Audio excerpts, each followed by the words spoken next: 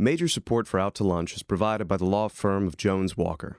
Established in 1937 with over 375 attorneys and offices throughout the U.S., providing a comprehensive range of services to a local, national, and international client base. JonesWalker.com.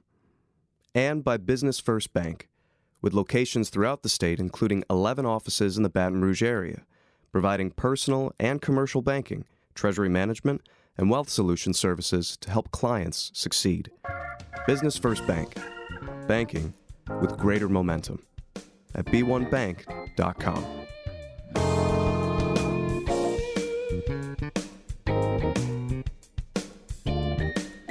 From Mansour's on the Boulevard, we're out to lunch with Stephanie Regal. Stephanie Regal is a broadcaster and editor of Baton Rouge Business Report. It's business Baton Rouge style. Hi, I'm Stephanie Regal. Welcome to Out to Lunch. Behind every successful business is a great idea, but just having a great idea doesn't necessarily guarantee success.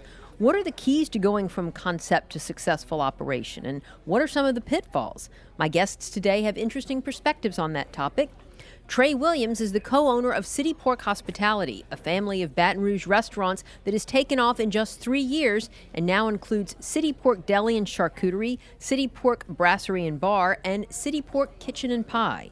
The company also has a catering business and is getting ready to open a poke restaurant in the Southdown Shopping Center. City Pork has been described as a meat-centric mini chain, and meat is at the center of City Pork's menu. But the restaurant group really prides itself on creating unique house-made products and using them throughout different culinary platforms. Trey has been instrumental in growing the company. Trey, welcome to Out to Lunch. Hi, thank you for having me.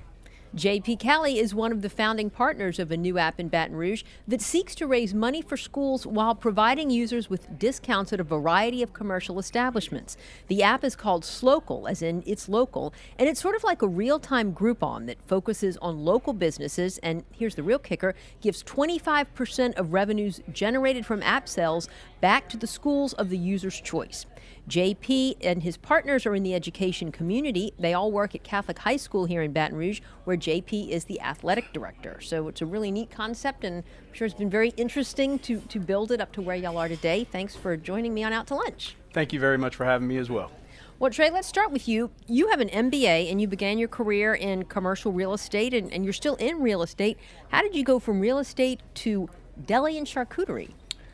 Well, that's a really good question, and it depends on how long you've got, because I can give you a 5-minute answer or a 2-minute answer. Yeah, we'll go with that. We can talk till the evening, but I guess when I looked around Baton Rouge at the time, I didn't see a whole lot of unique and interesting things going on. I will say in the last 5 years, the food scene in Baton Rouge has really taken off. Definitely But improved. at the time, there really wasn't a whole lot of unique stuff going on. And charcuterie was something that I had seen in some other cities, something I'd seen in New Orleans, a place called Couchon Butcher over there, played a big part of the inspiration for the deli. I just felt like it was something Baton Rouge needed. I started out as a hobby, just doing cured meats in my refrigerator in my basement, and it turned into a restaurant.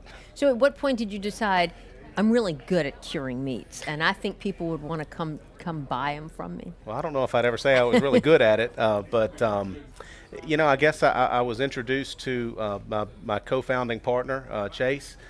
He and I had we had similar ideas of what we wanted.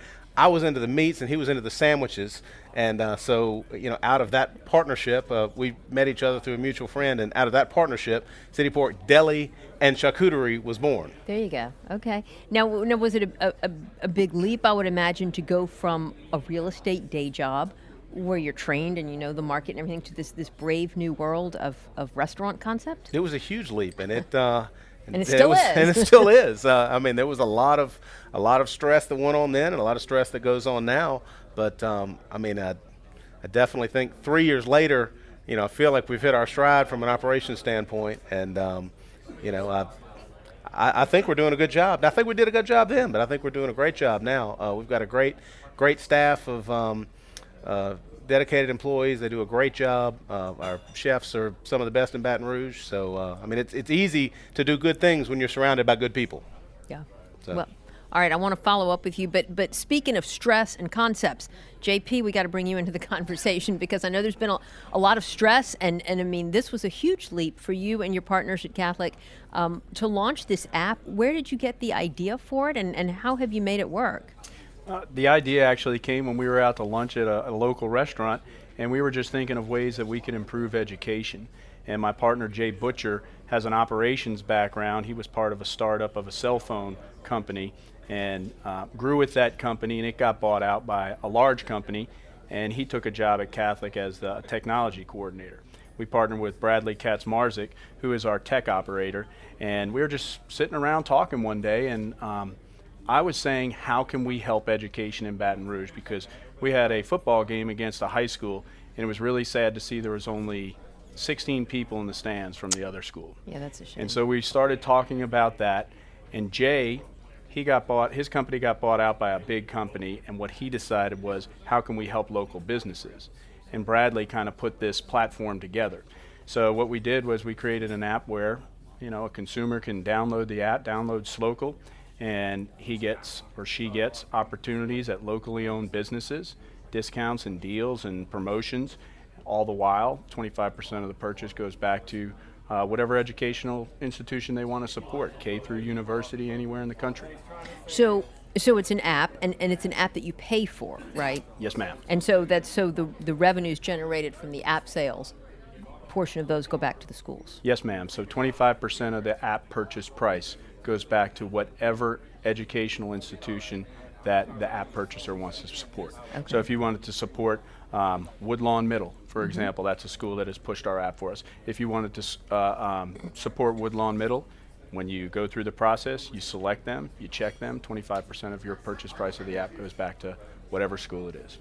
So have you gotten all the schools, for instance, in Baton Rouge or in Louisiana or all over the country to agree to be on your website? Well, what happens is that technically we don't really need the permission of the schools to host them. Okay. Because it's sLocal giving part of their purchase price of the app back to the school. So we're giving those funds back.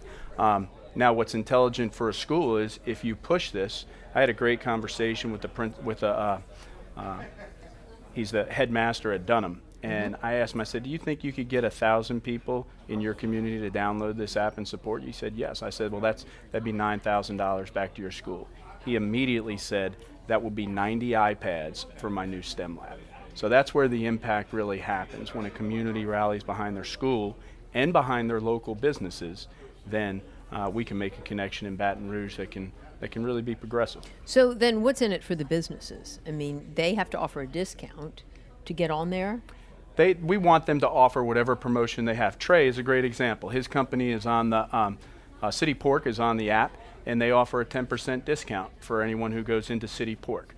And so a person who has sLocal goes into City Pork, and they show the app at the end of their meal, and they get a 10% reduction. And the owner is he can change that at any time. If he doesn't want to do that on a Friday night because it's super busy, he can do that. If he wants to make something more aggressive on a Monday when it's slower, they can do that as well. So that's where the real-time benefit of it really comes in. Correct. They're in complete control, and so it's their mobile platform. And Trey, and you guys probably know this very well, that our local business need to go mobile because all of our big corporations are mobile. They all have apps, but the investment for local businesses to develop an app is extremely expensive, and you still have the risk of populating it. So what we're doing is we're creating a platform of local businesses where everybody joins, and then they get benefits, and they're shopping local. So none of the big corporate stores will be on sLocal. Mm-hmm. So strictly local. That's right. City Pork will be on it, but other major corporations, restaurants, they would not. Now, what of that, Trey? Is it true from your perspective, for instance, that you all don't have much of a mobile presence, or does City Pork have something like that? No, already? I mean, no, definitely. What he just said, that restaurants are, realizing that they have to go mobile. I mean, we use, we have a couple of delivery apps that we use. Matter of fact, with South Fin, one thing that we're really going to be pushing is mobile ordering. Southfin is the name of your poke So restaurant. Southfin is Okay. the name of the poke restaurant. We're opening on March 20th, and part of that strategy is it's a very quick, healthy meal. Because of that, we're really trying to push people to actually do online ordering, where you can be in your car. Well, no, don't do it when you're in your car. But Pull over. you to can the be side of the leaving. Well, you road. could be leaving your office. You could go online to the app. You can make your order, and it's sitting there waiting on you when you get there. So I mean, that's an example. You talk about going mobile. I mean, we really do want to push people to to use their phones, to use their computers to make orders. It makes it faster for everyone. It makes it more efficient for everyone.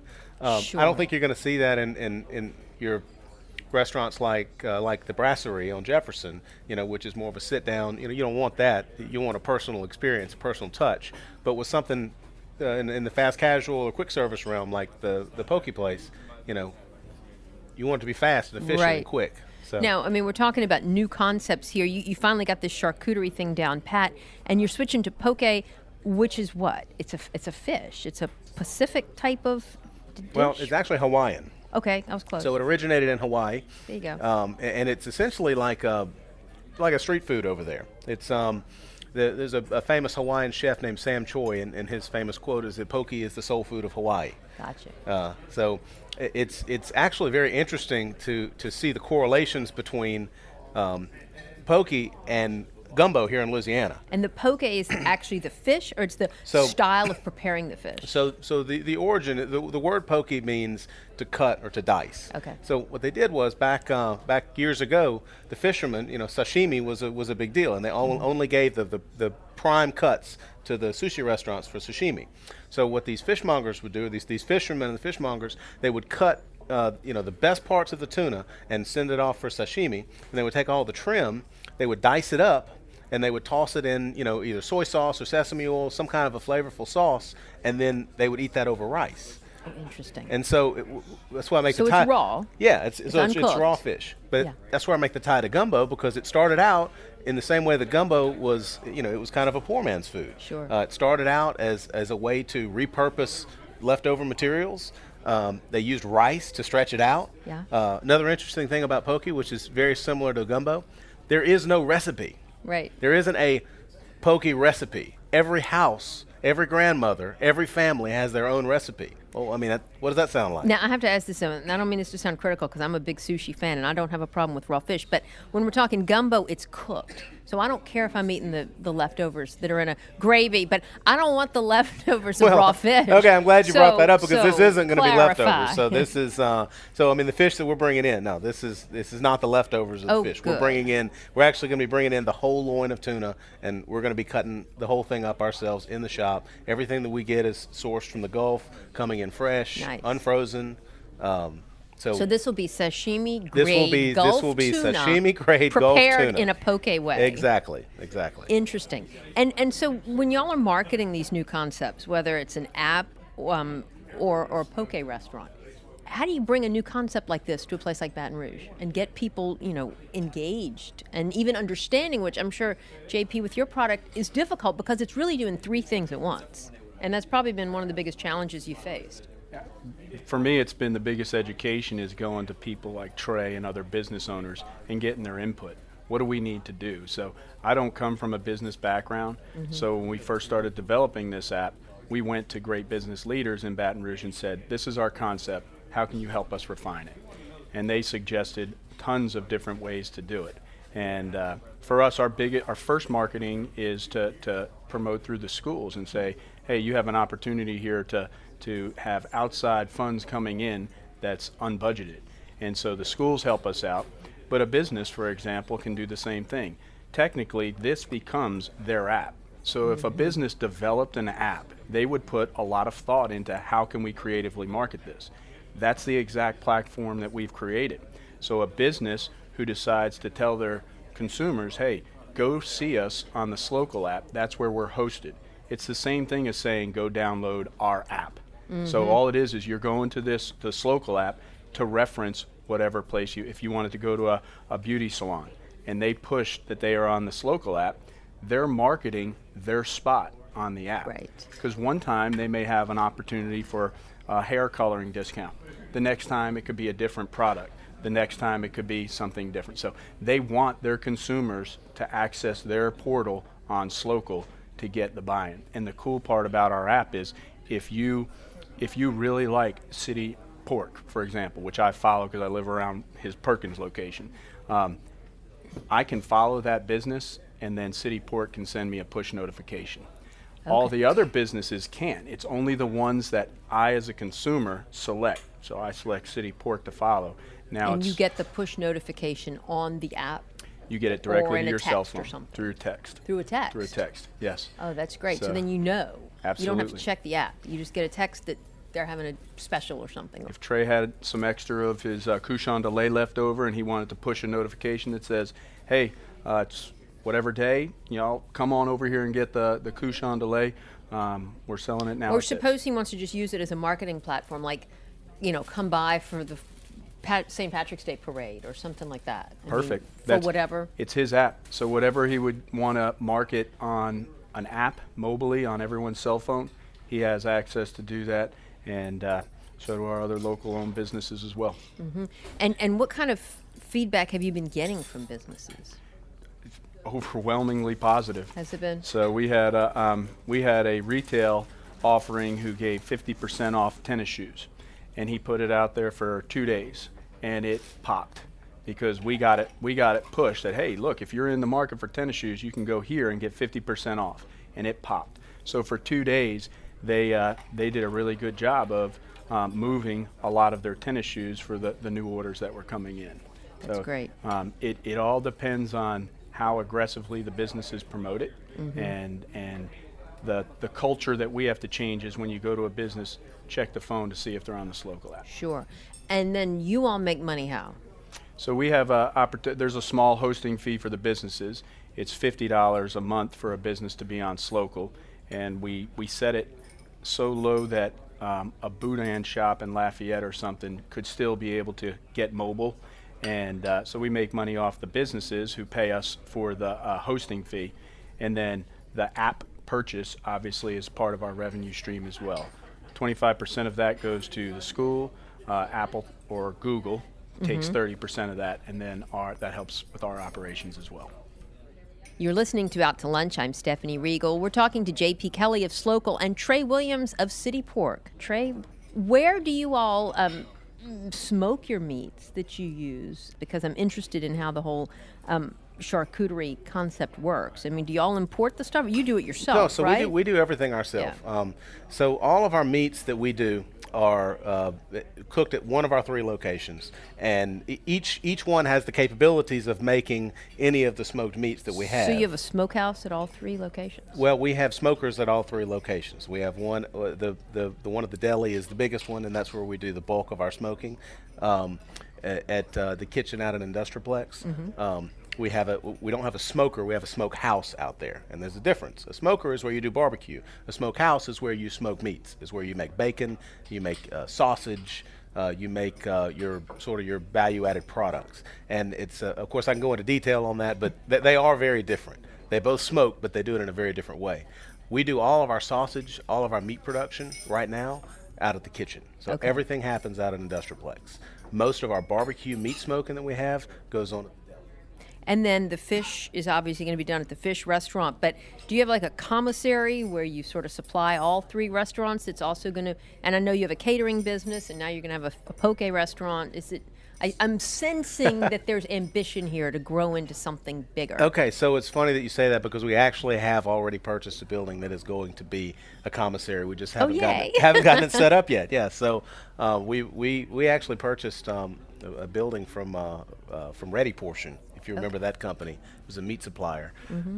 We bought one of their buildings, and we're in the process of getting that thing lined out to become our commissary, where we're going to do the bulk of our meat production and probably do our catering out there as well. Congratulations. Yeah, awesome. that's great. When will that be up and running? Later this year? So right now we want to get South Fin opened and running. Probably after we get that open, we're going to devote some serious attention to getting the commissary rolling. Great. Now, you all both have day jobs, or I mean, at least you're in real estate still. Do that? Well, I mean, I still hold my license at NAI Louder and Bloom, and You're not actively really well, in the I mean, commercial. I have a few clients and a few properties that I do a little bit of work with, but truthfully, most of what I do now is for City Pork.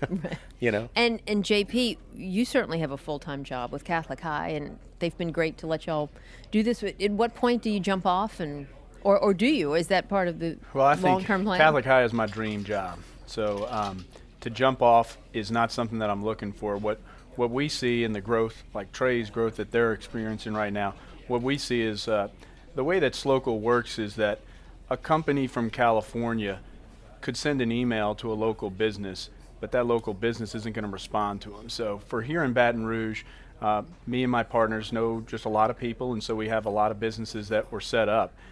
I don't think that I'd be the person to do this in Lafayette. Right. So what we look for is the person in Lafayette who has strong educational ties and knows people who are in business, and that person can launch a Lafayette, or someone can launch a New Orleans or a North Shore or something like that. So for me, what my job is to do in the first 2 months of this, our beta period, what we wanted to do is make this a strong, reliable app. We've done that. And now we want to expand it in the schools and expand it in the businesses in Baton Rouge. And expand it eventually all over the country, or it'll just be depending on the people that you find? That's a great that's the big goal. Obviously, that's a goal of ours. My goal is to help education. That's ultimately why I'm in this, and to have a voice in education in the future and the direction that goes. And so, if we expand to a bunch of different states, I think that will take place. For us, really, what we have to do is, yes, there's the opportunity for this to be a national app, an international app. That's can happen. If I try to focus on that, then Baton Rouge isn't going to be perfect. So when we start having the conversations about expansion, I oftentimes say, okay, what are we doing today in Baton Rouge? Mm-hmm. Let's make Baton Rouge perfect, and then that growth will naturally occur. Sure. Because there's people who have businesses in Baton Rouge. Technically, we're already in Lafayette, because there's businesses who have places in Baton Rouge who also have them in Lafayette. Businesses in Baton Rouge who are also on the North Shore of New Orleans and things like that. So as we expand into those markets, they're already our access point. So Fundamental to your whole model is that people will pay for this app. Mm-hmm. And I would imagine that's been a challenge, because so many people are accustomed to free apps. Correct. And that's a great point. And what if I told you that you could get paid to have an app?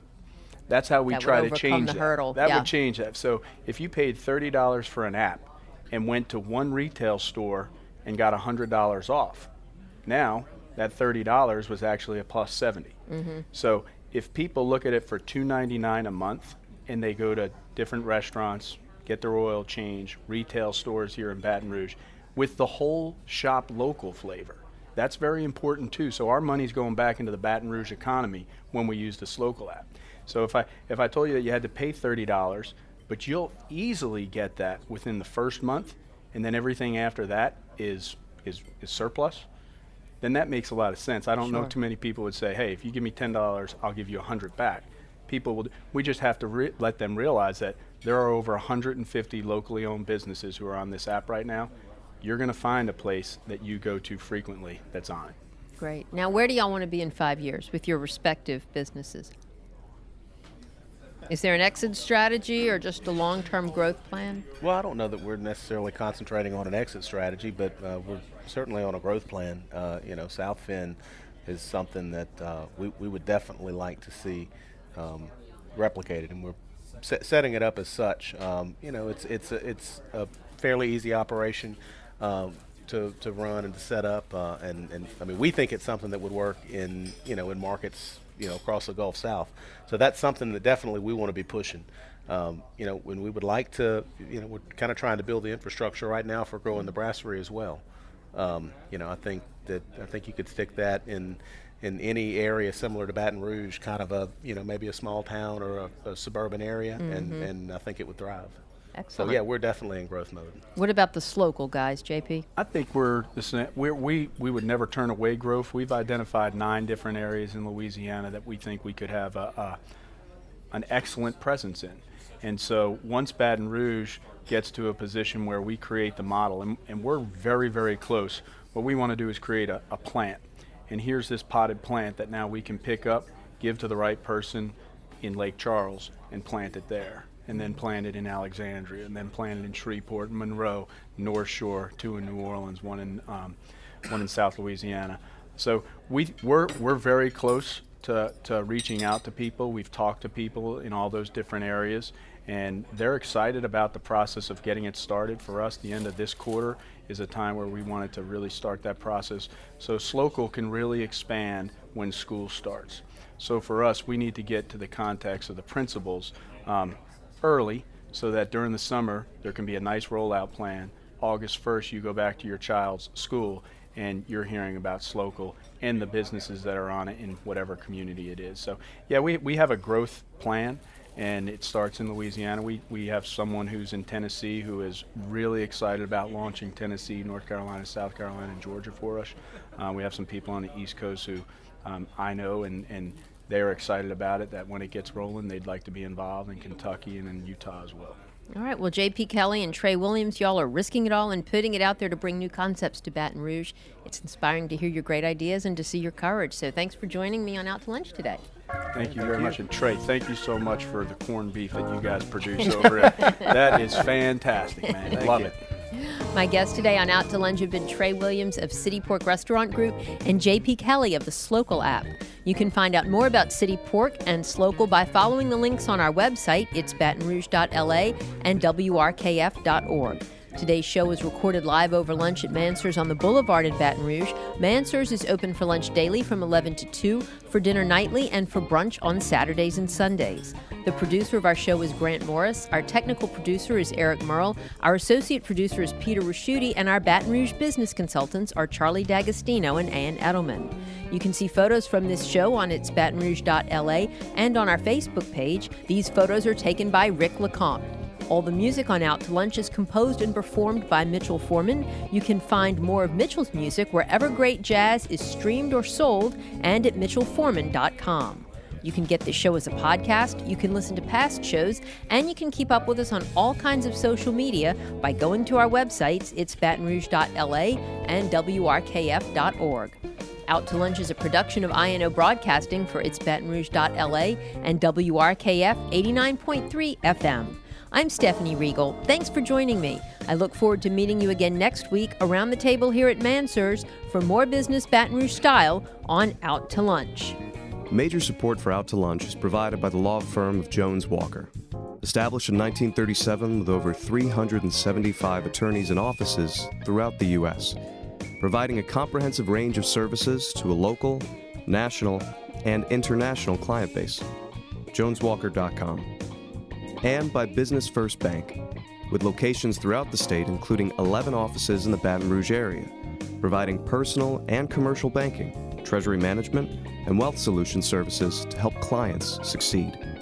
Business First Bank, banking with greater momentum at b1bank.com.